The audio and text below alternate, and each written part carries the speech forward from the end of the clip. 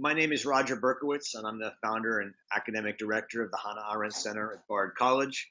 And welcome to our discussion today on Hannah Arendt's Truth and Politics. This is one of the more often cited essays of Hannah Arendt's, especially in the last year. It's a very important essay, and as Samantha Hill talked about in her introductory video, Arendt wrote it to some degree out of personal experience and frustration with the way her book on Eichmann in Jerusalem was received. But it also has a companion essay, Lying in Politics. This is Truth in Politics. This essay, Truth in Politics, was published in the New Yorker. Lying in Politics was published in the New York Review of Books. And Lying in Politics begins with the Vietnam War and the publishing of Pentagon Papers, and is interested in the way in which advertising techniques and image making takes over government policy through what she calls these problem solvers, which might otherwise be called experts in government. And these two essays really should be read together.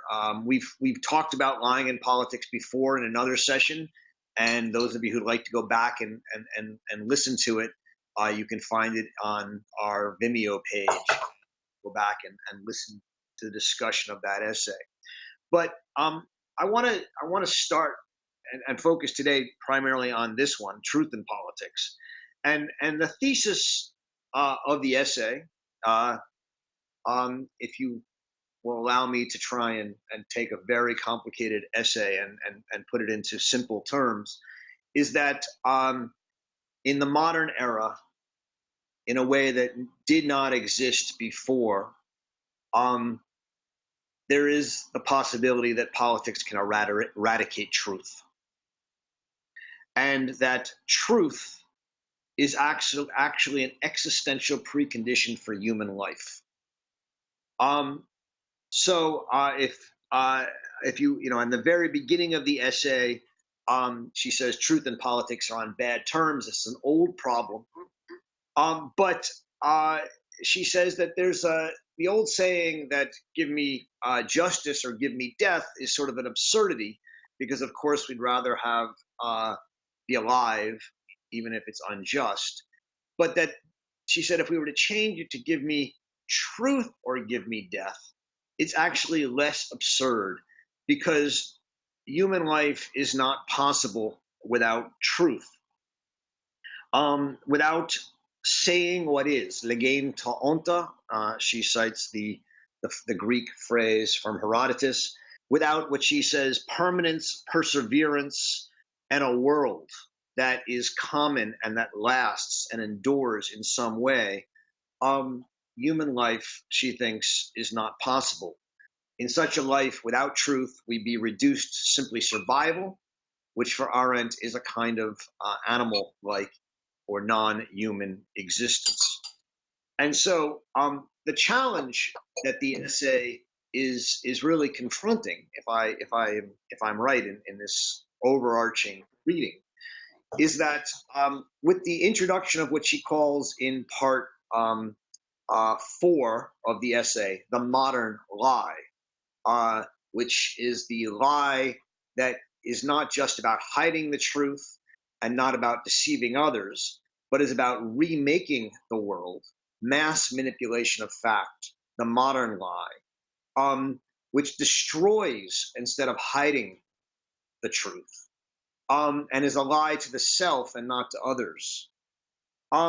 In such a world, the real product of the lie is not that the lie is believed.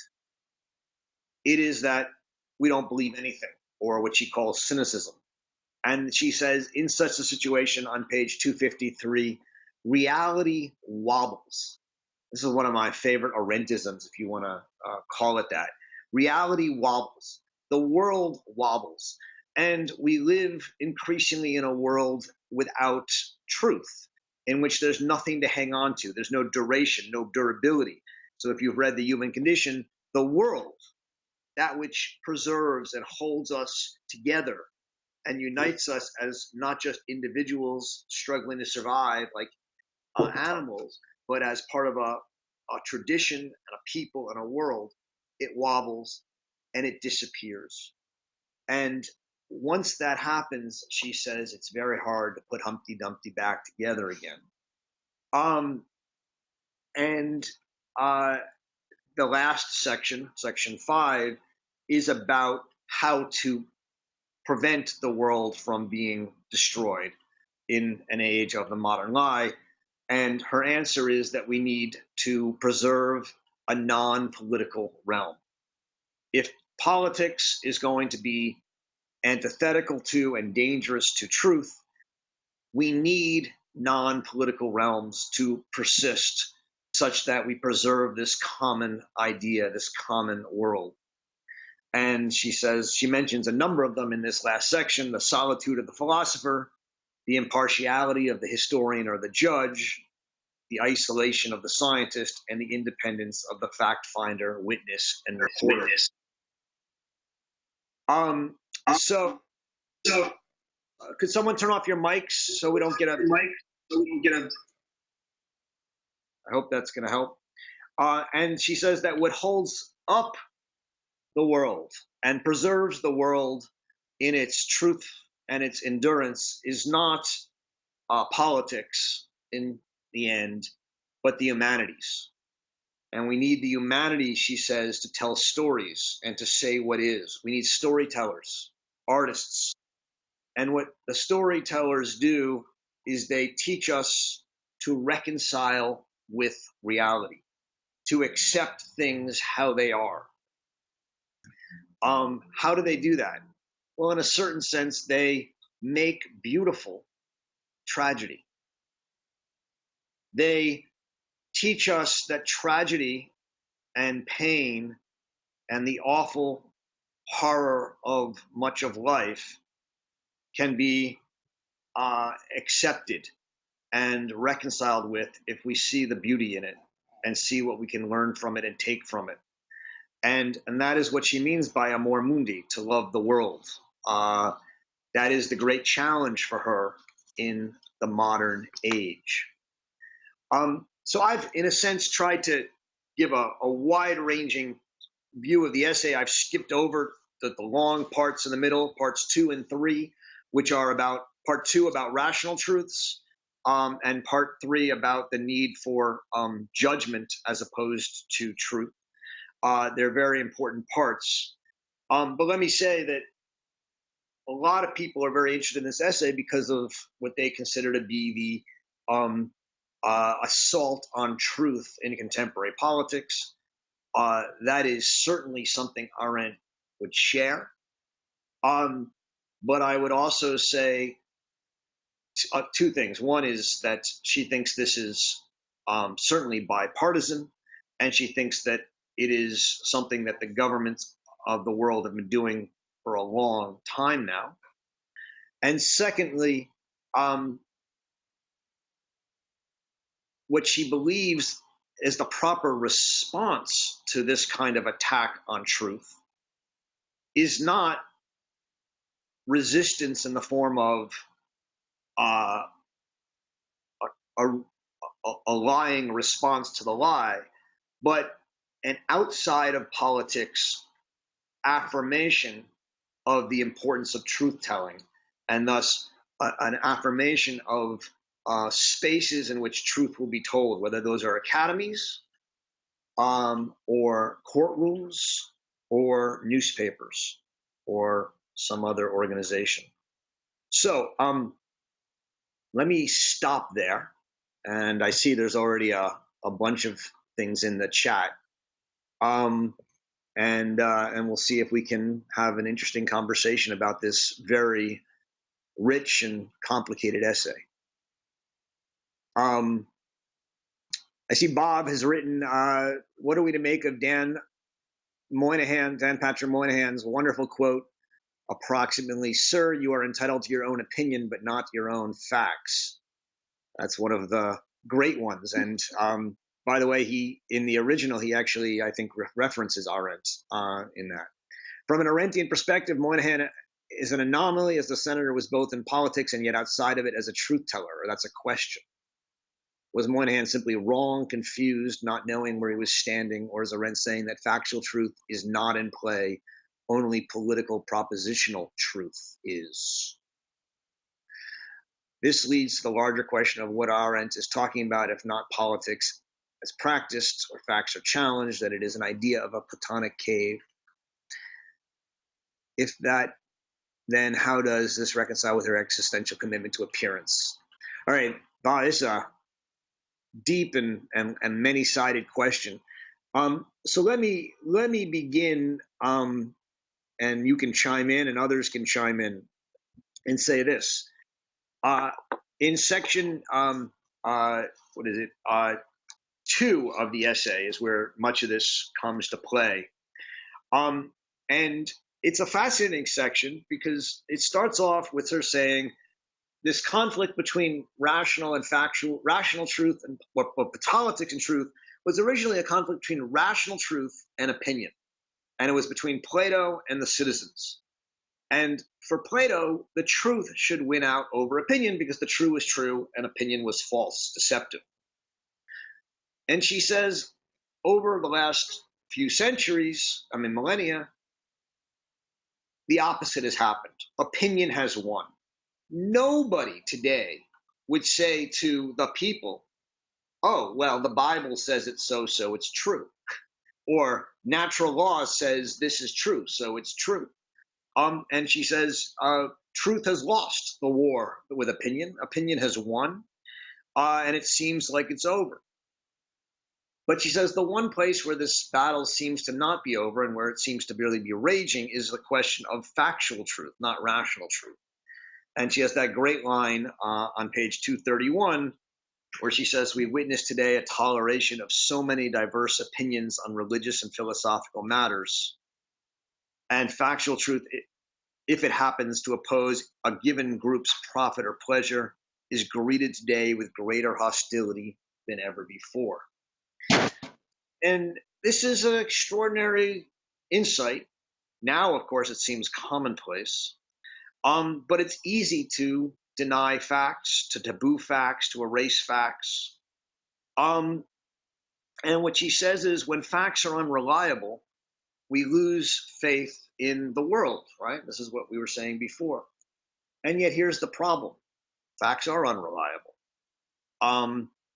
Many academics, many in the postmodern camp, but not just them, have spent the last 200 years telling us that facts don't exist, that there are no facts, that facts are just opinions and interpretations.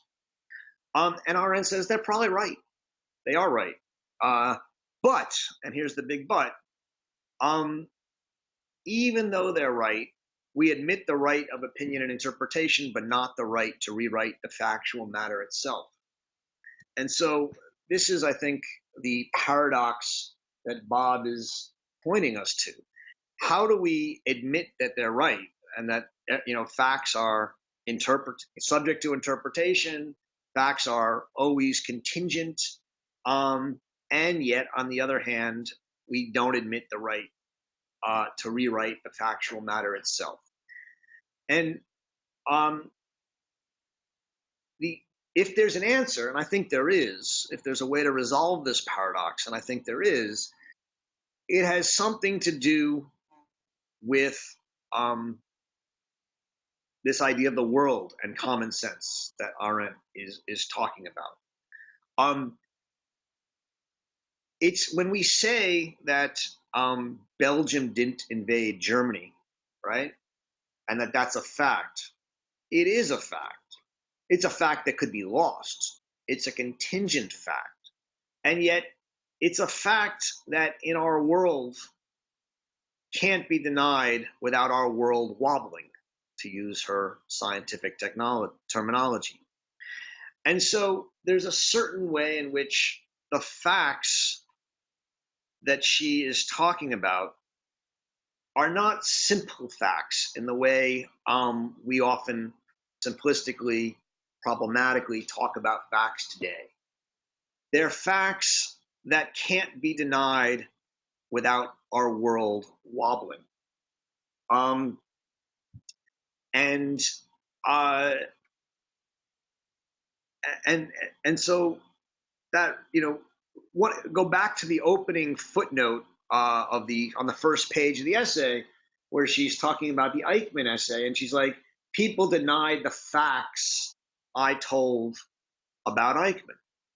Well, the two facts that people denied were, one, her claim that he was banal or thoughtless, and two, a claim that Jews had colluded.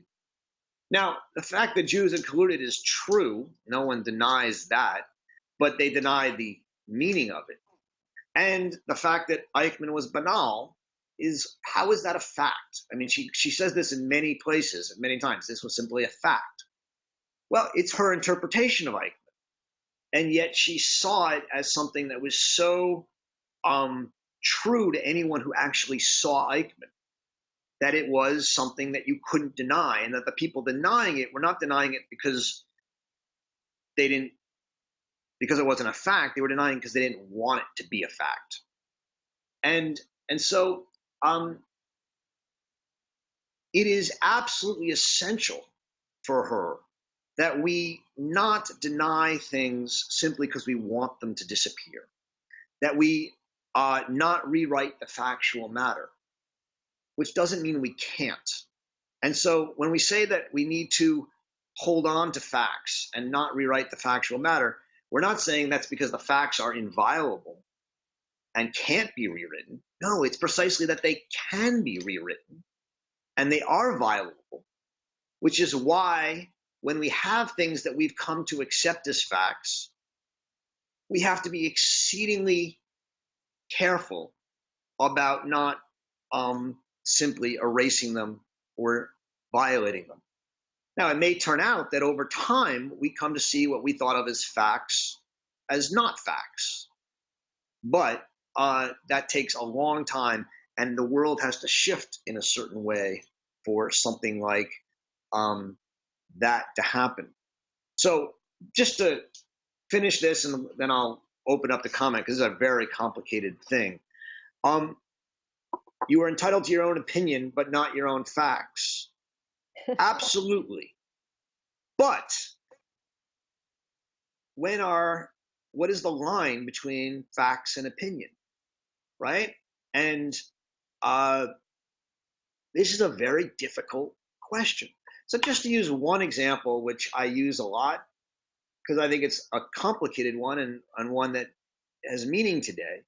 Global warming, right, is one of the biggest questions we have. And people say that those who deny global warming or question global warming are non-scientific or non-factual. And that somewhat depends, because there's different ways that people question it or claim it.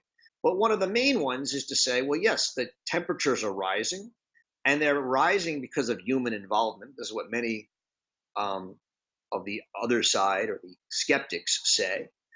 But it's not clear that this is going to be a problem. It's not clear how it's going to play out. It's not clear that science won't be able to solve this problem.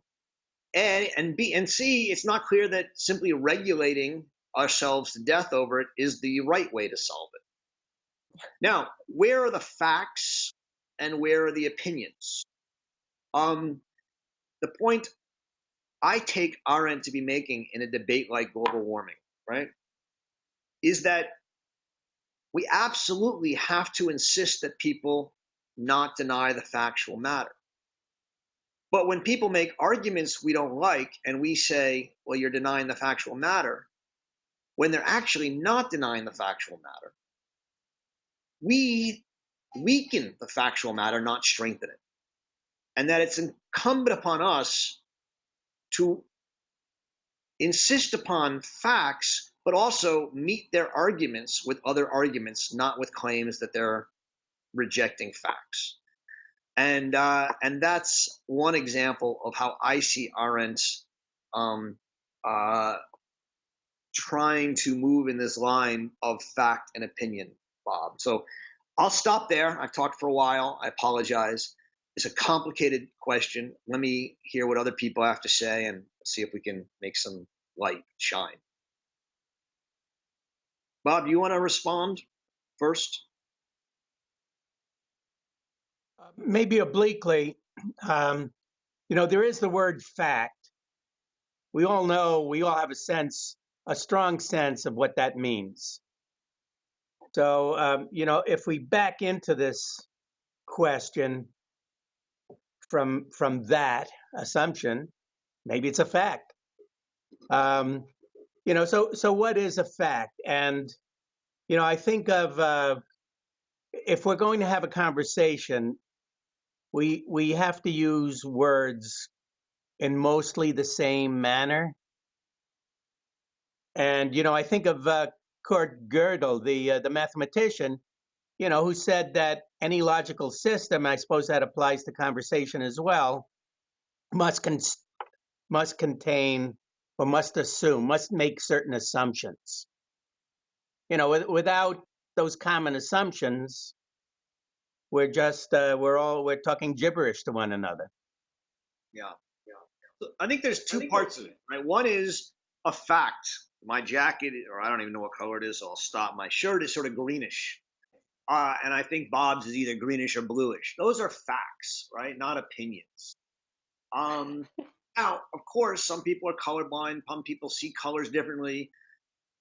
In virtual reality, we can change the colors, and we can dye your shirt, and we can change those facts. But that's one kind of fact. Another kind of fact is that we live in a constitutional representative democracy of some sort, which is a fact, but one much more open to opinion. Because what is a democracy? Are we actually a democracy? And people can raise these questions. So I think one of the things you're pointing out, Bob, is that what a fact is, there's not just one definition of it. Those are both contingent facts, that we live in a democracy and that my shirt is green, that can be argued and changed, even though they're facts. Anyone else want to chime in? Question? Comment? Sam, I see you want to say something. Yeah, can I just add something? I think one of the interesting things to note about the way Arendt uses truth throughout this essay and throughout all of her writing is that whenever she talks about truth, it's always modified. She hardly ever lets it just stand on its own. So she differentiates between a lot of different forms of truth. There's mathematical truth, there's philosophical truth, there's rational truth, there's historical truth. And in this essay, she's pointing us towards a very particular conception of what she calls factual truth. I'm not sure the color example stands, given the whole dress debate our society erupted in a few years ago. But the two examples that she returns to throughout the essay, which I think are nice, are that Trotsky played a role in the Russian Revolution, is something we can kind of take for granted in conversation when we're talking about the Russian Revolution, and we can engage because we can take that for granted because that's common sense to us, because that's a part of history. Then we can have a dialogue. And then we can have different opinions about the Russian Revolution, but we know that Trotsky was a key figure in the Russian Revolution. Can I just one thing I want to add is how do we know that Trotsky was a key figure in the revolution? And what she says is that facts need agreement and consent, right? This is sort of a shocking claim. I mean, in some way, facts themselves, in order to be facts, need agreement and consent. And so the idea of a brute fact almost doesn't exist for her. I don't know. That's just something that I find very important. Yeah, and then the other thing, which I think someone just posted a question about, where she says that actually factual truth in the sense that she's talking about it in this essay isn't mathematical truth either, in the sense that we would think about 2 + 2 = 4, which is an example she comes back to a lot. And she says in one place that actually scientific axioms and theories and mathematical truths are that factual truth that she's talking about is more fragile, right? But those change as well, so it's not mathematical truth in that sense either. It's related to plurality and the public sphere, where we can witness one another's events. Factual truth comes into existence when men act together. Great. Are there other? We'll keep coming back to this, but if anyone else wants to put a comment in now, or I can keep going down the comment line.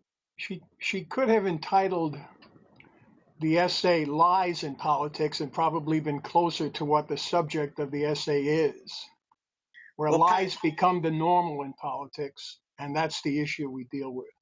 That's a very, as I said earlier, I don't know if you were on earlier, the companion essay to this is called Lying in Politics, which was published in the New York Review of Books.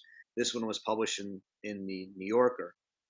But one of the big differences between the two essays, and while I'll say that I think this one is actually nicely named, Truth in Politics, is that this essay is in the end about the importance of truth for humanity.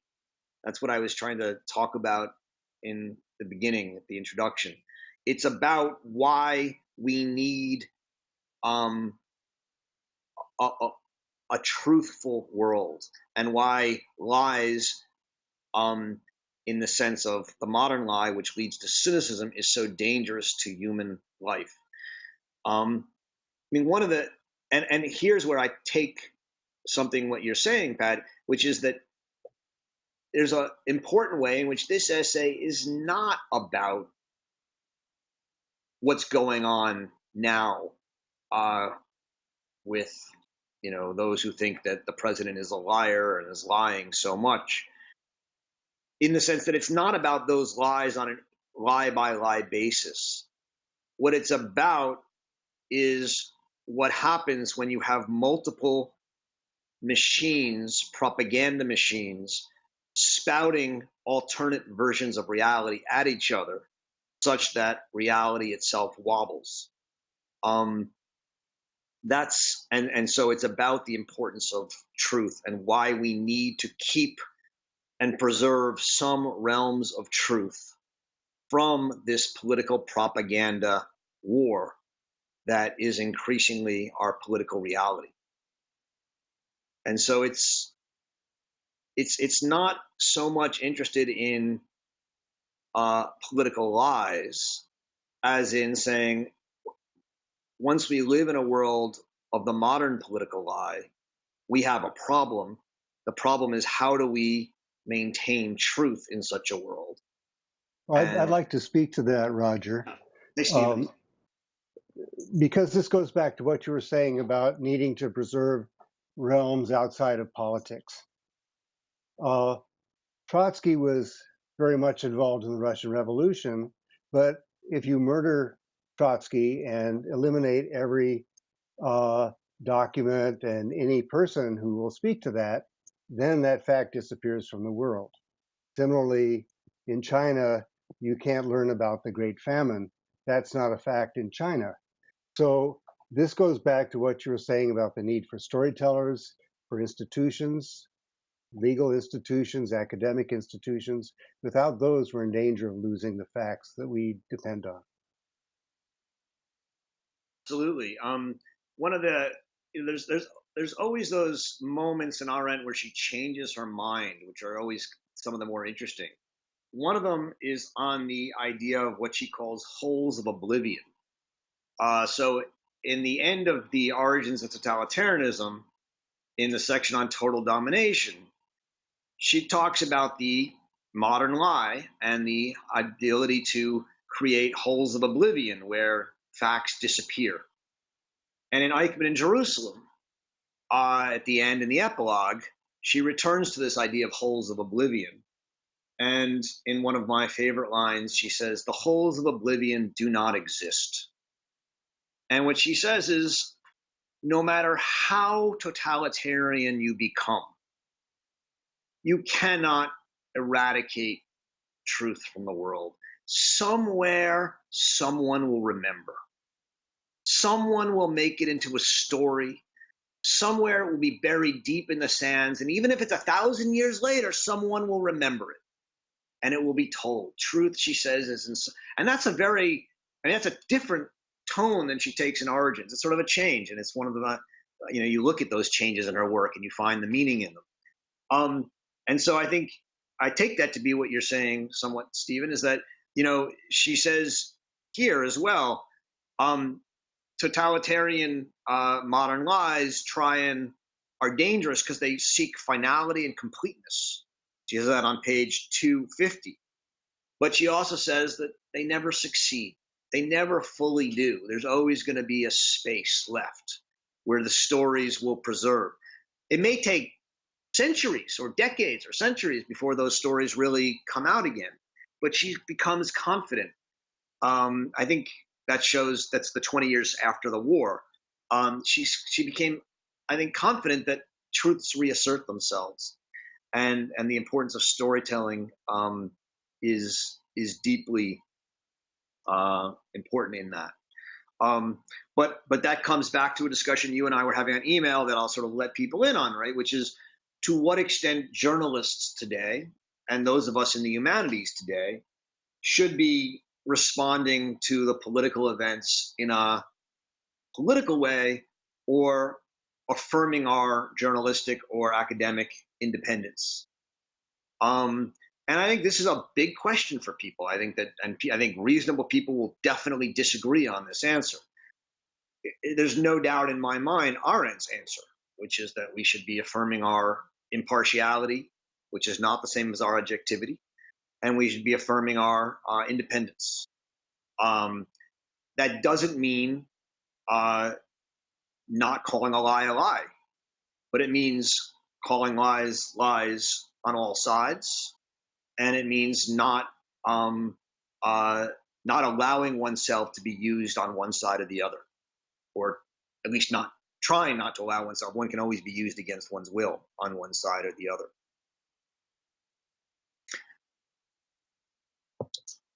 I'm happy to take comments, but I'll go on. There's a bunch of comments in the chat, so I'll keep going, and people can jump in when you'd like. Carolyn Paulson writes, Ibsen dealt with these issues in Enemy of the People. Ha! In 4th grade, I wrote my first research paper on Enemy of the People. I don't remember it, though, I have to admit. A town is set to build a spa and anticipates new prosperity. The local doctor discovers a dangerous toxin in the water and alerts the town. He imagines they'll all be grateful as he forestalled the disaster. But no, the townspeople react angrily, and proceeding with their plans to build a spa and lure the outsiders into a death trap. Yes, well, truth tellers are not always popular, right? This comes back to the Platonic story that Arendt always has in mind. Socrates was not a popular figure for telling the truth. And in the Republic, Socrates, who comes out of the cave, the philosopher who comes out of the cave and goes back in to tell the truth of what he saw, will be killed. This is sort of, in a sense, what's discussed in part 2 of the essay, in the conflict between truth and opinion. And the philosophers always want truth to win, but Arendt says, in our world, opinion has won out. And it's sort of a shocking, every time I read that, it always brings me up short, right? It just reminds us that we live in a world in which opinion has vanquished truth. And Arendt just saw it, and it was for her obvious. But to me, it's an extraordinary insight. The people of the town didn't care about the truth. They wanted a business. They wanted to bring in tourism. And people who were whistleblowers, to use a modern word, were inconvenient truth tellers. and we're not listened to.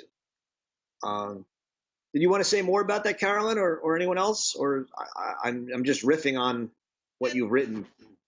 The thing is also, I misspelled ruining him, because the people were particularly vicious in the manner in which they destroyed his reputation, and it's just the idea that someone was writing in that manner about this problem 150 years ago. It seems so modern, and yet obviously it's been with us a long, long time. Absolutely. Connell writes after Lee's greetings, and I greet you back. Would you elaborate on facts and events are infinitely more fragile than axioms? Yeah, I mean, this is just one of her sort of, she builds little ladders of thought, like salmon going up a salmon ladder, and this is one of her ladders of thought. She says, if you take an axiom, I don't know, like the Pythagorean theorem, and if it were forgotten and no record of it existed, it's not guaranteed that someone else would come up with it, but it's possible because it's logical. But if you take the fact that Trotsky existed and all record of that were destroyed from the world, the chance that someone would come back up and say, yes, someone like Trotsky existed again is almost nil. And so the idea here is that it's much easier to erase a fact from the world than to erase an axiom from the world, or a logical truth. Because the logical truth can be rediscovered in a way that a fact, once its evidence for it is gone, is dismissed, cannot be. So that's sort of like, and that's part of her attempt, as Sam was saying, she always distinguishes factual truth, rational truth, logical truth, mathematical truth. Absolutely. And since what she's really interested in here are these weird cases of factual truths, one of the things is the factual truths are really, there's nothing behind them. And when you think about how we most go about proving a factual truth, this is actually, we haven't talked about it yet. This is part 3 of the essay. She says there's no way to verify factual truths as a truth teller, right? If I were to go to you and say,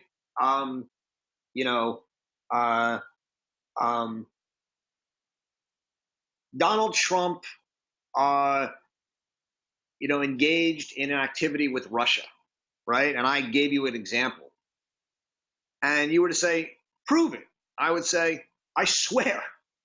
Well, okay, but we all know that eyewitness testimony is notoriously unreliable, as Arendt says. And I said, well, here's a document. Yeah, well, we all know documents can be forged. And I say, well, here's my friend who was with me. And they say, well, we know friends can be bought. And I say, I'm so convinced of it, I'll shoot myself to prove it. And I shoot myself. And you say, that doesn't prove it. You might just be trying to pull one over on me, right? The point is, and this is another one of her little ladders, right? There's no way to prove a factual truth. It needs agreement and consent. And that's so strange for some of us who think that factual truths are things that are true without agreement. They're things that are just obvious. But there are no obvious factual truths without agreement, without some level of agreement and consent. She says there are some kinds of truths that can be proven by example. And the one she gives is Socrates' claim, what she calls an ethical truth, that it is better to suffer wrong than do wrong. And what she says is, this, of course, is just a statement that nobody would believe until Socrates, in an act that was then memorialized by Plato, killed himself or sacrificed himself to prove it. And Plato's telling of it in the Credo was so, and the Apology in the Credo, was so persuasive that for 2,000 years, Socrates' statement became a moral and ethical truth, one which she thinks lost its truthfulness somewhere in the 20th century. So those kind of truths can, in a sense, be verified by artistic examples that are taken up. But factual truths, she says, no. That's extraordinary. Any comments on that? So Jack Hirschfield writes, aside from quotations of utterances, which, if accurately quoted, are facts, of course, given the fact that they can be misquoted, Jack, but yes, go ahead. All facts are phenomenal.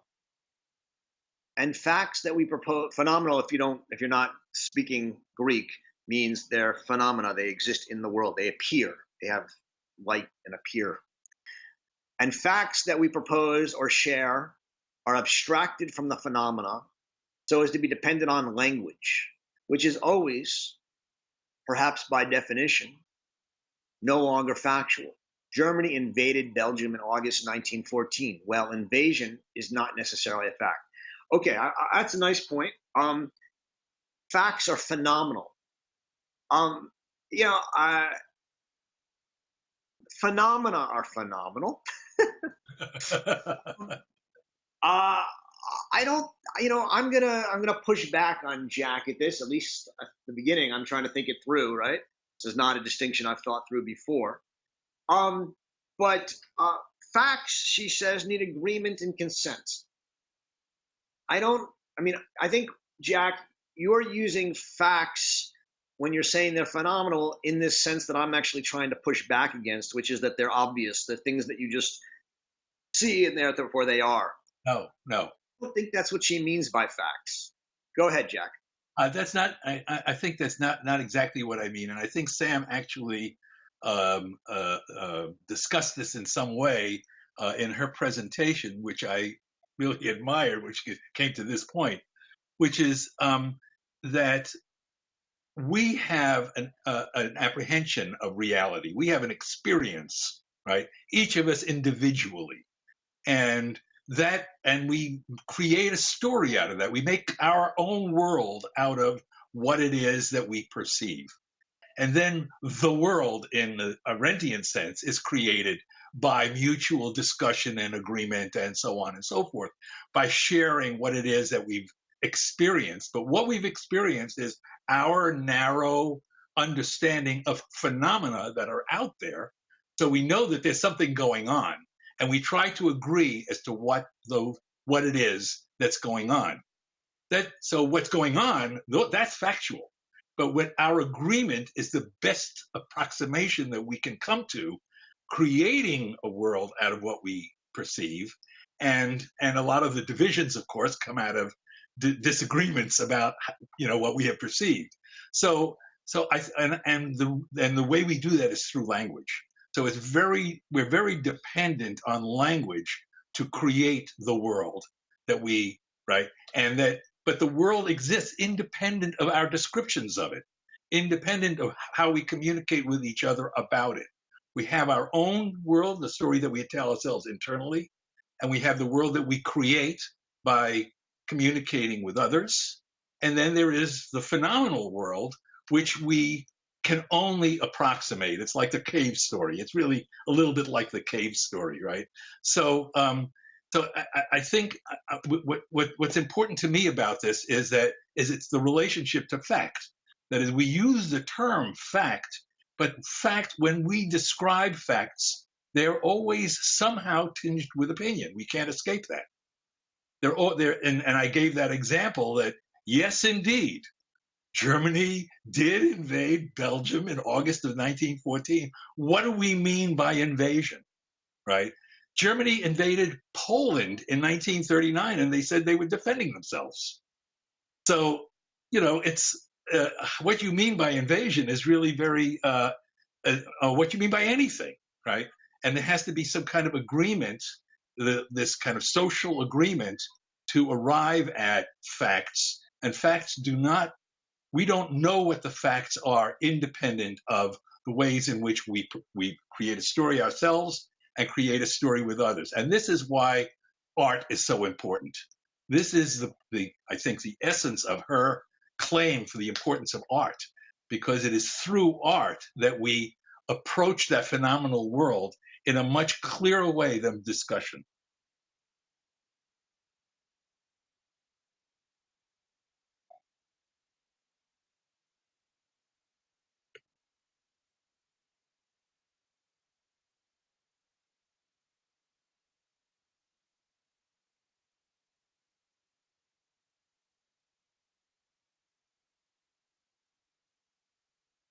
Roger, did Roger get kicked off?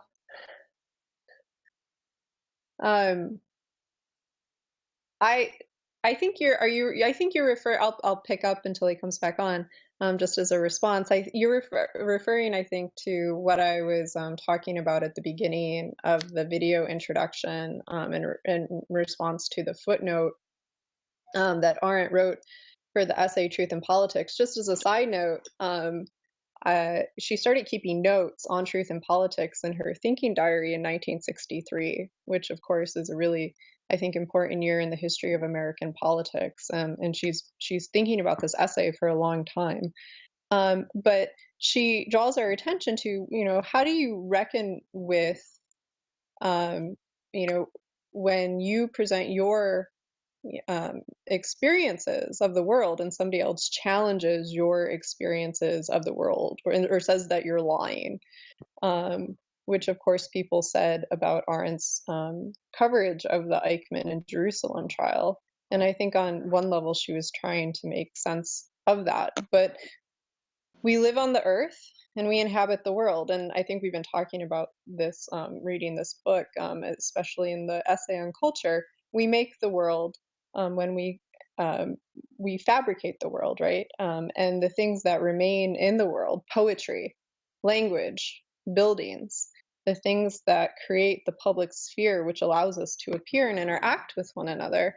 That's where she's drawing out this phrase that she uses, the facts and events of our existence, right? We appear in the world before one another.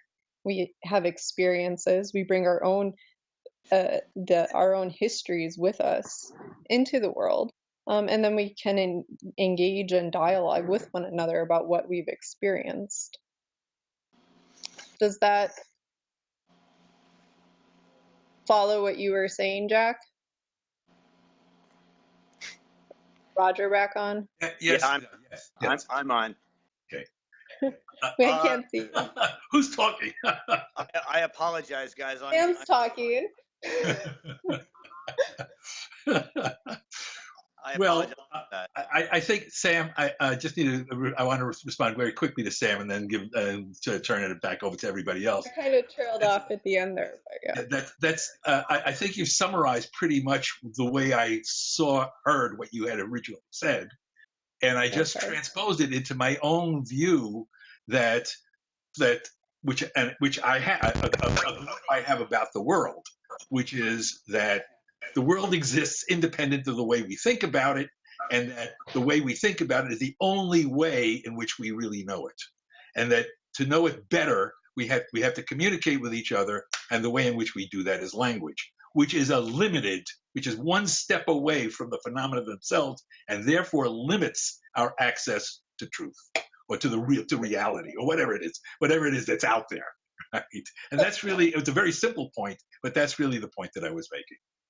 Right, and I think Arendt's drawing our attention to a danger in that, which she experienced firsthand, in what happens then when politics instrumentalizes factual truth, when they come face to face with one another, so that instead of saying Germany invaded Belgium, all of a sudden everyone believes that Belgium started the Second World War, or people believe that the Holocaust never happened, or that global warming isn't real. When they retreat into the private realm, she says they know what they're doing, which is an interesting kind of it's an interesting little bit of hope in the essay, because they know what they're doing, that they're lying, that they are lying about the factual truth, that they're still holding on to that truth in some way. And as long as they hold on to that actual factual truth in some way, then the truth exists in the world. I think that's a really interesting kind of point that she makes. But I'll stop there.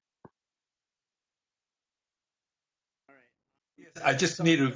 I just want to add, just at the very end here, that in our culture, we believe that World War I began with the assassination of the Archduke in Sarajevo. Right? That actually happened. That was an event that actually occurred. But and we tied it to the subsequent history that we call the World War. But there are all kinds of reasons that the World War occurred, and that was just an event that we've tied that to.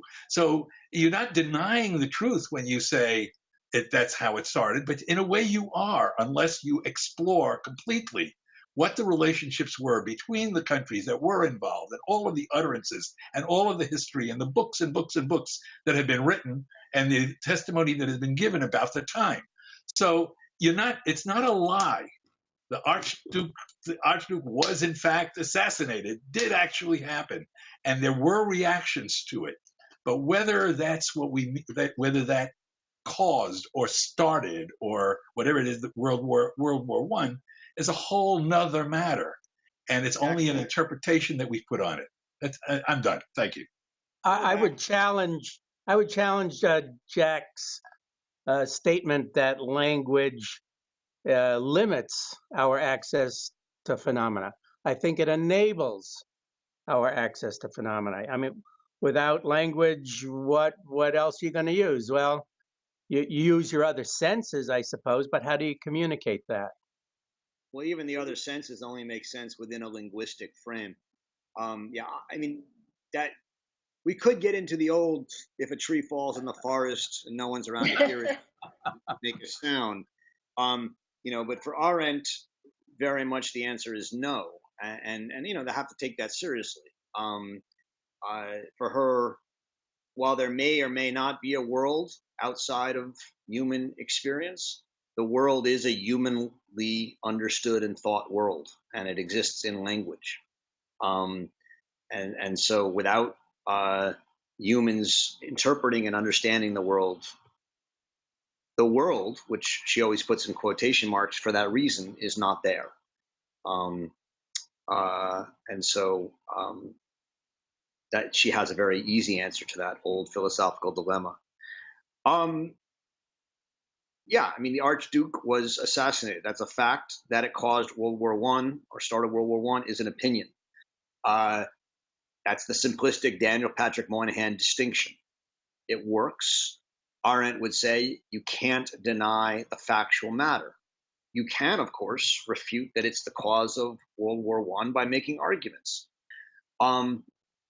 That doesn't mean that the fact that the Archduke Ferdinand was shot can't be eventually erased if someone decides to erase it. It's fragile. And it doesn't mean that it's not a fact by consent and agreement, because it's not. Lots of things happened, lots of facts, and we remember certain of them because we become convinced that they're important.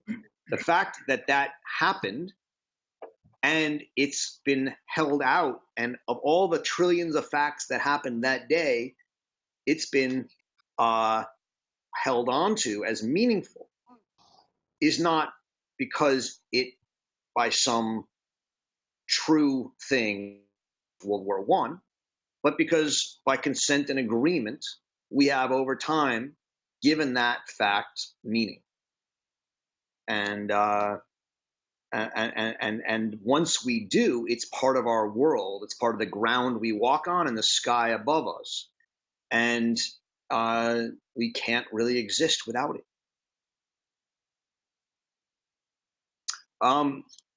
So Willa writes, there's a confusion here between fact and narrative.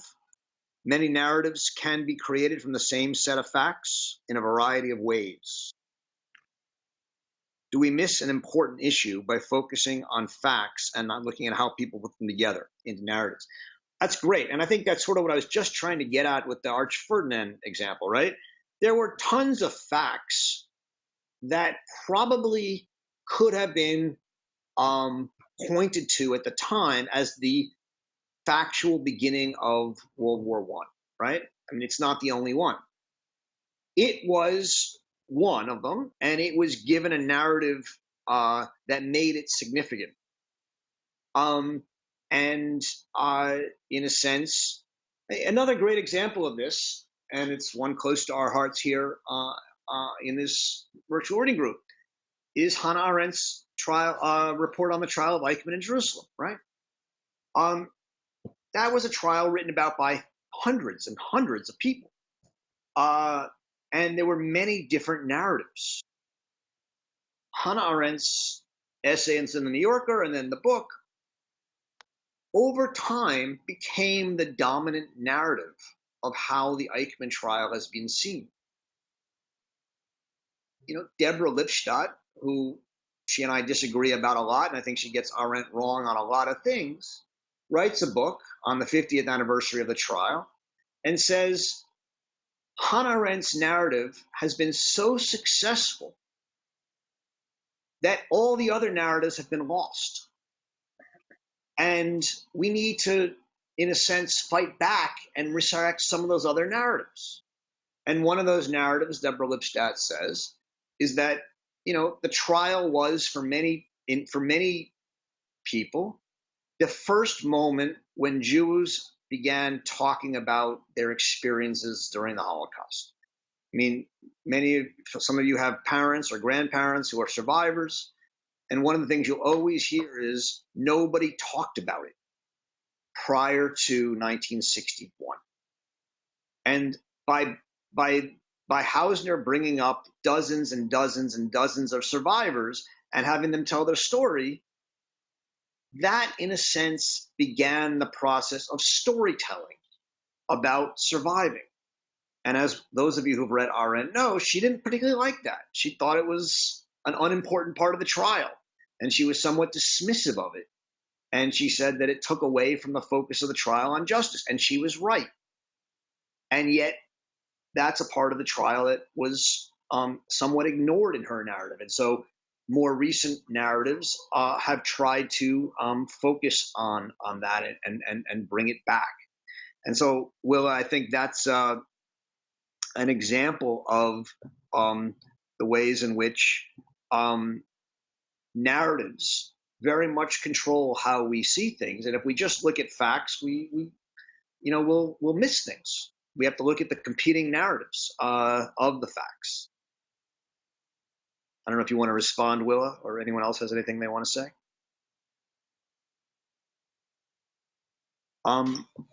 Yeah, this is Willa. Only that to go back to Jack's comment or comments, I agree basically about the phenomenal nature of the world, and that does give us facts. The fact that we have to, that we use language then to describe them, yes, it gives us access to the facts and permits us to reach possibly agreement and consent. But language is such a slippery thing that surely all will agree that one language describing a fact compared to another language might have a completely different meaning and therefore reach a different agreement and consent. But what I was getting at here is individual facts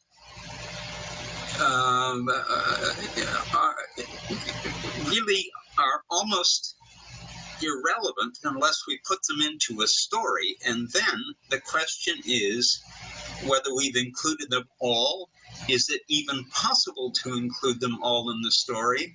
And how do we decide which ones to include and which ones to leave out? And Roger, I think that's back to your beginning of World War I analogy. I'm gonna answer that by moving on to Daphne's question, because I think it gets us back to some things people want to talk about, and we can come back to what we've been saying.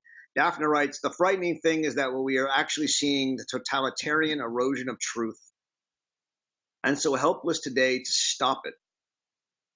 And the hope of someday someone will remember in the modern age is not too reassuring. Global warming. It's a very important point, and I like this phrase, the totalitarian erosion of truth. I mean, on the one hand, what does totalitarianism do? It establishes one truth, one coherent fiction.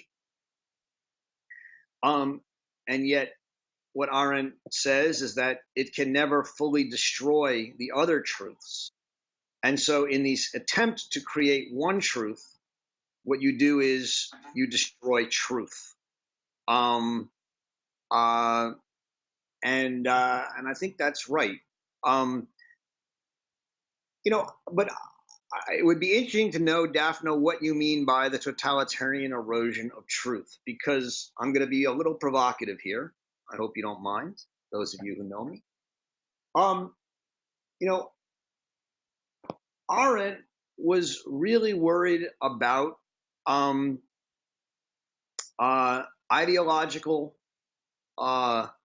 ideological systems and ideological institutions and ideological thinkers. If you look at someone like Orwell in 1984, the threat that he saw from totalitarianism was a threat from the Socialist Party of in Great Britain.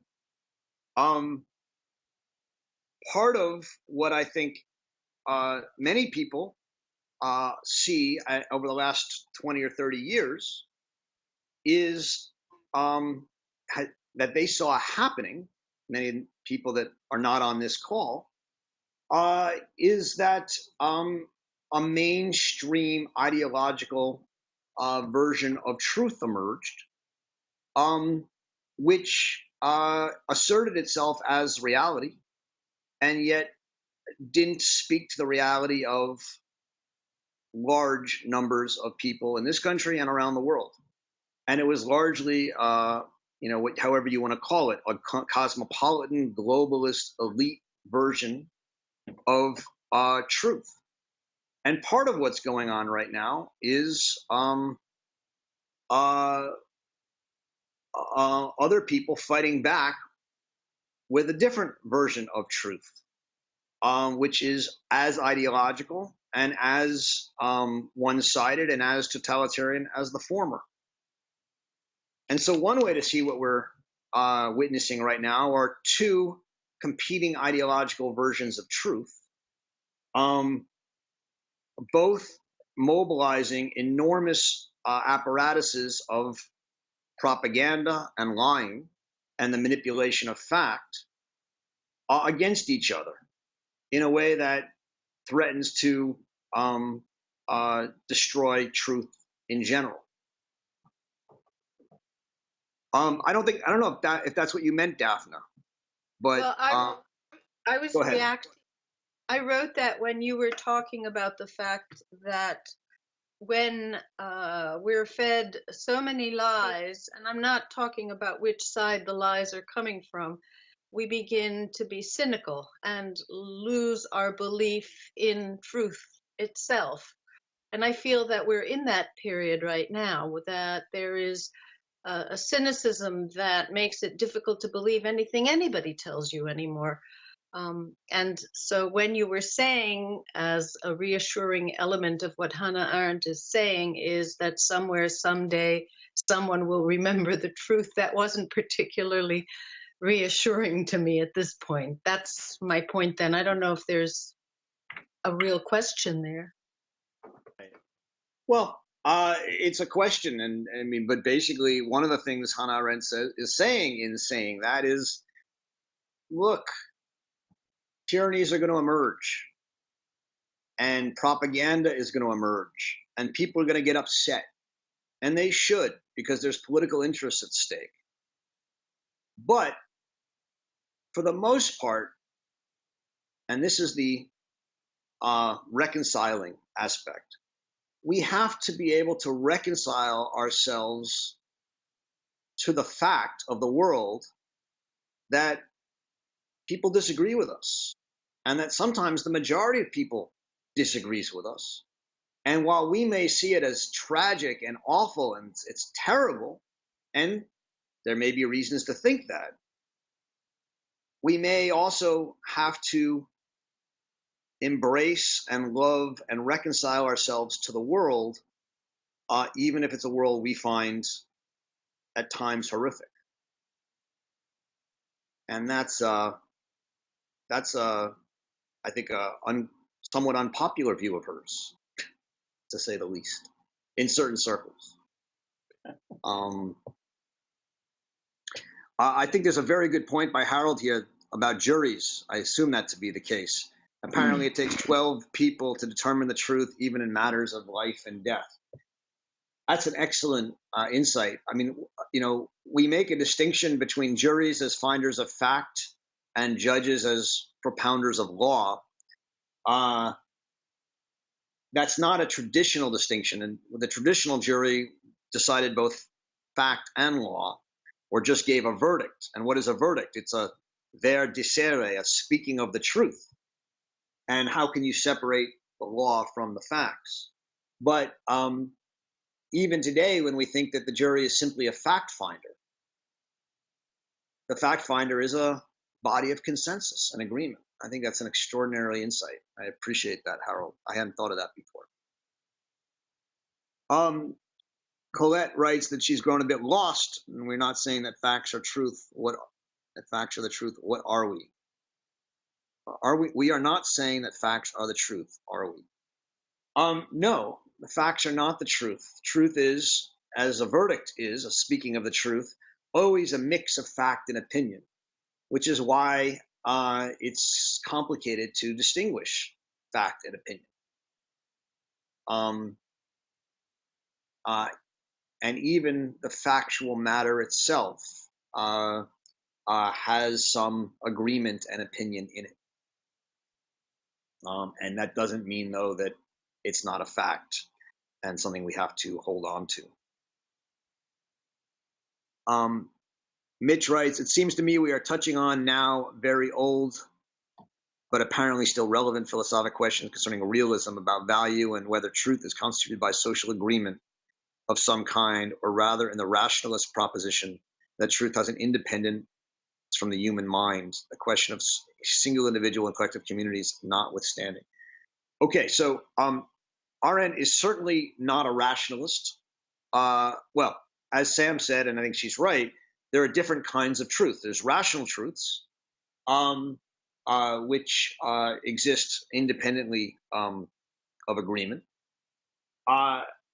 And there's factual truths, which are based to some degree on agreement. There's politics, which is based on opinion. But she's not some person who thinks that truth is constituted by social agreement. She thinks politics is constituted by social agreement.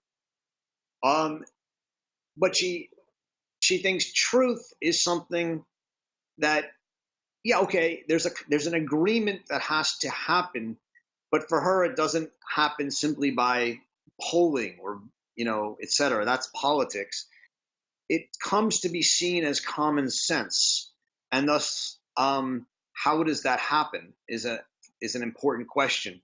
There's an aesthetic element in Arendt's work. I told you before about Socrates' statement that it is better to suffer harm than to do harm. And what makes that come to be seen as true was the persuasive telling of it by Plato in a way that found resonance over the millennia. So Arendt's view of truth is not rational per se, nor is it simply counting heads social. It's a kind of aesthetic, common sense view based in what we call judgment, namely what we describe as this erweiterte Denkungsart, this widened ability to think from the perspective of others. And that's how she comes to think about truth. When we talked about crisis and culture in the last session, we spent a fair bit of time talking about this idea for her. I don't know if that helps. I don't know if you were on, Mitch, when we were talking about that. Let me just, we got a couple more. Let me just go through them. Another scary modern situation in which truth was buried. McCarthy drove all professionals with knowledge of South Asia out of government. The Vietnam conflict was then justified by the domino theory, and there was a notable lack of relevant facts presented to any of us. That's your opinion, says Carolyn Polson. Yes, and again, this is actually the topic of her essay, Lying in Politics, which I've mentioned a few times, and I don't want to go fully into. But in that essay, part of the point is that theories have an incredible ability to erase and eliminate facts, and that people would rather believe a coherent theory like the domino theory than the messiness of facts which frustrate their theory. And it's one of the reasons Arendt becomes suspicious of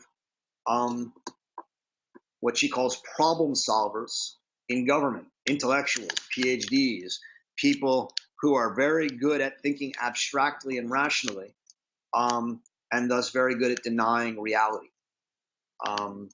That essay is a long meditation on the danger of intellectuals in government, as she says. Which is not to say you want dumb people in government, but it is to say that people trained academically have a kind of learned ability to interpret the world through theories in a way that takes any kind of dissenting facts and either reinterprets them to fit or ignores them. And there's in a sense, a professional defect that she thinks people who are too adept at rational, abstract thinking have when it comes to politics and reality.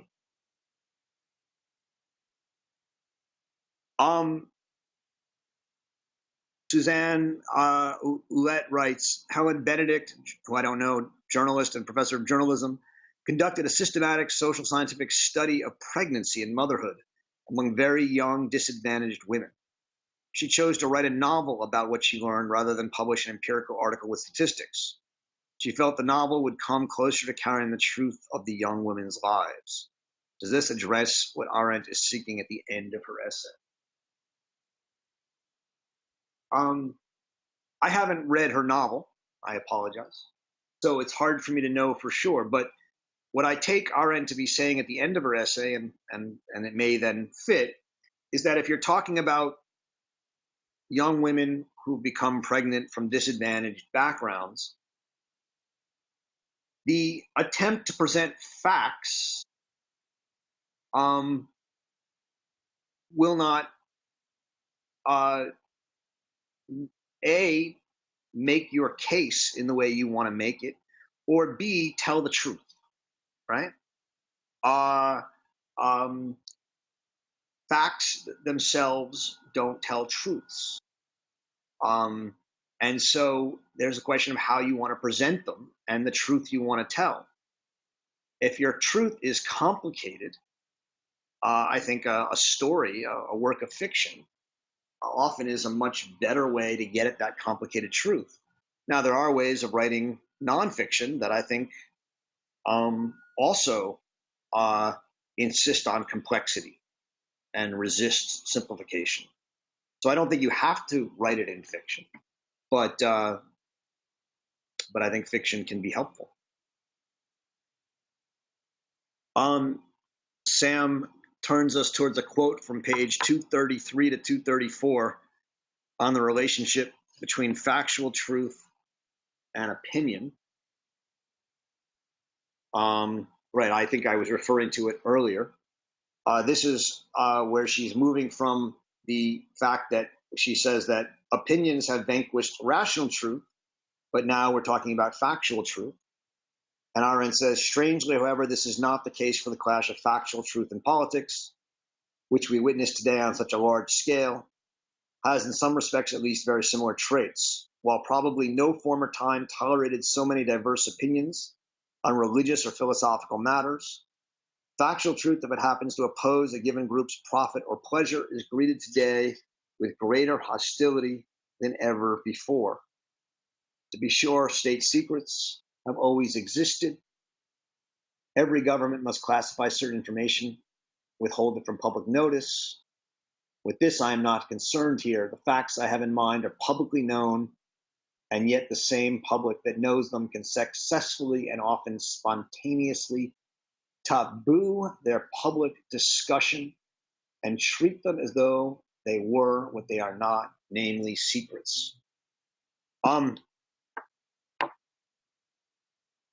Yeah, there's a lot of facts that we can. So, I mean, the obvious fact that she's maybe referring to here is concentration camps during Germany, or the gulags. But I think we could all think about such facts today, and saying them is somewhat controversial because they're the things that are tabooed. And so for me to say them is to break the taboo. But one of the reasons I think Donald Trump was elected is that he said them, right? He said things, we call them dog whistles, this and that, which spoke tabooed truths that are not truths, spoke tabooed facts, right? And that people really wanted to hear those facts spoken, whether they're about the crime rate of immigrants or things about rape or sexual harassment, or about crime rate of minorities, or about healthcare, whatever it is. He sort of found joy in speaking these taboos, and people found a kind of joy in having them spoken, kind of release. And that was a big part of his appeal. Sam, did you want to say something more about this passage?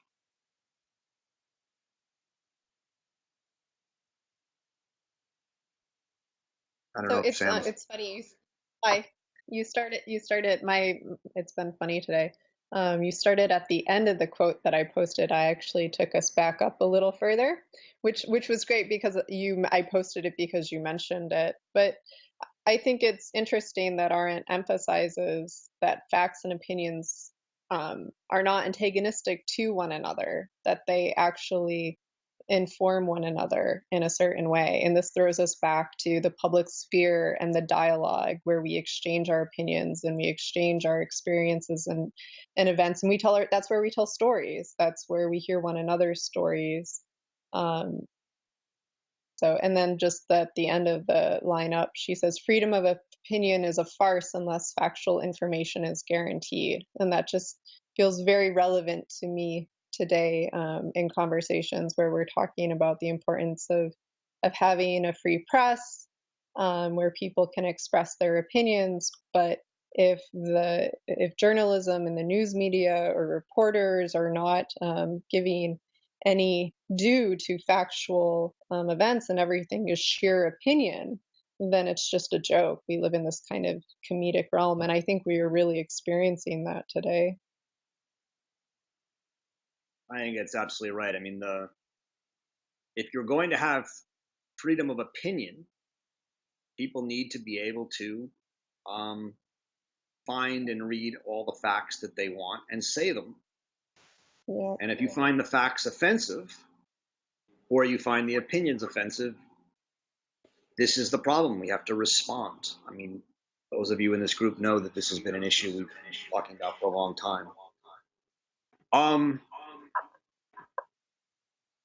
Just to follow up on what Sam was saying, if you looked on page 233 to 234, is that where we were just reading?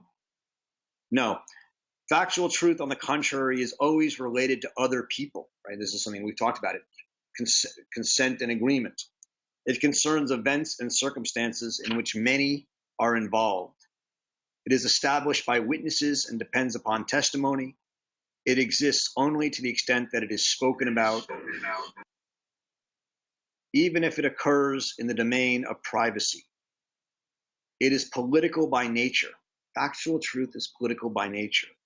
Facts and opinions, though they must be kept apart, are not antagonistic to each other. They belong to the same realm. And this is part of the difficulty that we're all having. You have to keep facts and opinions apart, and yet they also are part of the same realm. Let me just make sure I can get to what Jack says. The discussion of Lipstadt's narrative as compared to Arendt's is very helpful, demonstrating that the selection of different facts can lead to different truths without necessarily engagement in lying. I think that's right. Bob writes, just because you're an intellectual doesn't mean you're impervious to the real. I didn't say that, I hope. You're absolutely right.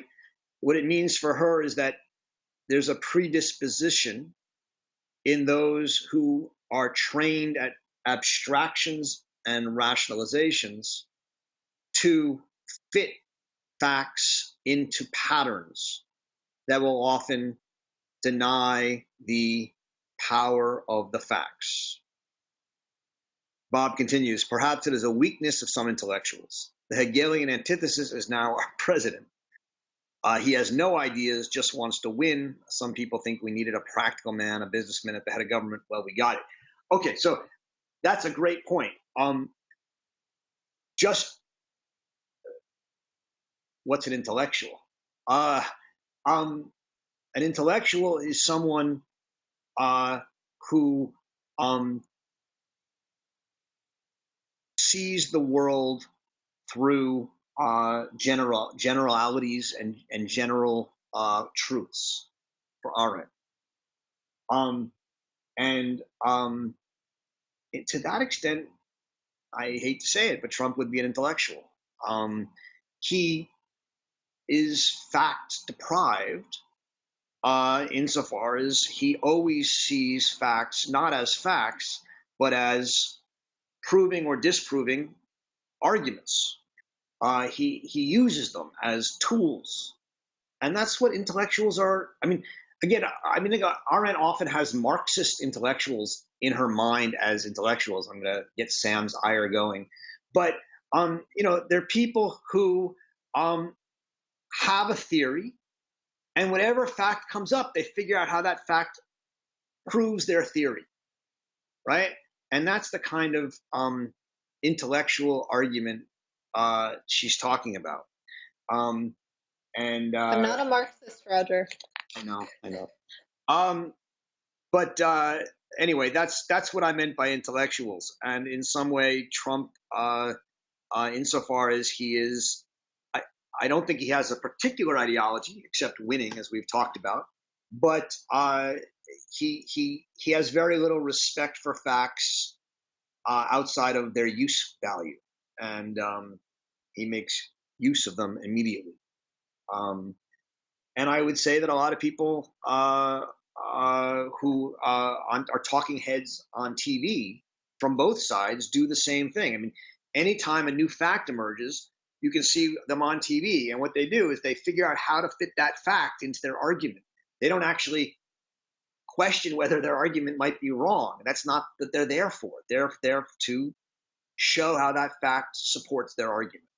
And that's the kind of manipulation of facts that Arendt is, in many regards, speaking of. Can I just add really quickly that ties beautifully back to what you said was at stake at the beginning of the conversation, which is the world, because that is a negation that the ideologue manipulating facts, spinning facts to fit their opinion or what they want to say, that's a negation of plurality, which is what is essential for Arendt's conception of the world. Right, and if I may, Arendt has an antidote to this, which is impartiality. And she talked about the inalienable right we have to go visiting. And so that's what confirms the world for us. We have our own experiences and our opinions, and certain facts matter to us. But when we put ourselves into the perspectives of other people who are very different from us, who have different opinions and preferences, then we can see the world like a table from all the positions around it in a much firmer way and go beyond our particular prejudices and experiences to create a common world. And that, I think, is, you could say that an intellectual is somebody for whom ideas matter, and Trump has no ideas. But for Hannah Arendt, impartiality was a central idea. Yeah, and impartiality doesn't relate to truth so much as it does to judgment.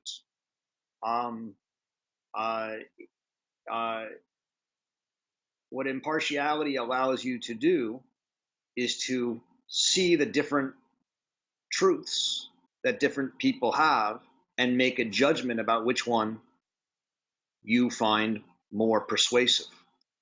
And so impartiality is the stance of the judge or the outsider. And then one can speak one's truth as someone who has gone wandering and seen the world from the perspective of others. I mean, it's so hard to do. To go back to, I forget who taught me about that book about the pregnant women. Suzanne Ouellette. You know, I mean, one of the reasons I think it's interesting to turn a book like that into literature is that it allows you to inhabit different characters and hear them speaking their truths. And that's that's one of the things that novels do very well, or can do very well, is present opposing views and make them both persuasive. I'm